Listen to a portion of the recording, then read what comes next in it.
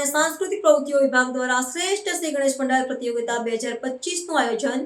સમગ્ર આયોજન માહિતી આપતા નિવાસી અધિક કલેક્ટરે પ્રેસ કોન્ફરન્સ સંબોધી.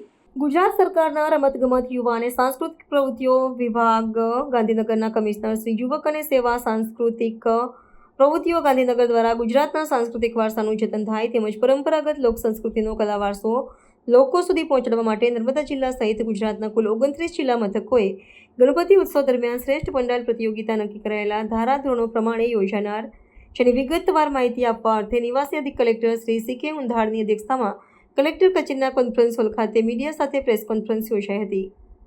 કમિશનર શ્રી યુવક સેવા અને સાંસ્કૃતિક પ્રવૃત્તિઓ ગાંધીનગર અને રાજ્યના કુલ 29 જિલ્લાઓમાંથી પસંદગી પામેલા પંડાલોમાંથી રાજ્યકક્ષાએ શ્રેષ્ઠ 3 વિજેતા તેમજ અન્ય 5 સહભાગીઓને પ્રોત્સાહક પુરસ્કાર આપવાનું નક્કી કરવામાં આવશે.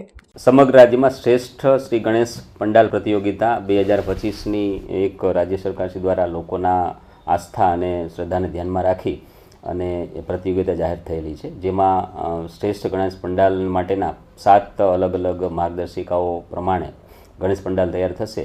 એમાંથી શ્રેષ્ઠ 3 ગણેશ પંડાલ 29 જિલ્લાઓમાંથી પસંદ કરી અને પ્રથમને 5 લાખ રૂપિયા, બીજા ગણેશ પંડાલને 3 લાખ રૂપિયા અને ત્રીજાને 1.5 લાખ રૂપિયા એ રીતે નાણાકીય ઇનામ આપવામાં આવશે.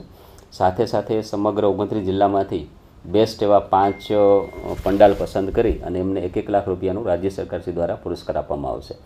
આ ગણેશ પંડાલ પસંદગી વખતે જિલ્લા કક્ષાની એક કમિટી છે એ માનનીય કલેક્ટરશ્રીના અધ્યક્ષસ્થાને રહેશે, જેમાં પંડાલની 7 અલગ અલગ માર્ગદર્શિકાઓ પ્રમાણે પસંદગી કરવામાં આવશે. જેમાં એક તો ગણેશ પંડાલનો મંડપ શણગાર, સામાજિક સંદેશ, ગણેશ પ્રતિમાની પસંદગી ઇકો ફ્રેન્ડલી છે કે નહીં એના આધારે, ઓપરેશન સિંદૂર, દેશભક્તિ, સ્વદેશી, પંડાલ સ્થળની પસંદગી, ટ્રાફિક કે આસપાસના લોકોને અડચણરૂપ ના થાય અને સ્થાનિક વહીવટીતંત્રની મંજૂરી. આ ઉપરાંત અન્ય કોઈ સામાજિક પ્રવૃત્તિ પંડાલ કરતું હોય તો એને પણ ધ્યાનમાં લઈને આ પ્રકારની પસંદગી કરવામાં આવશે.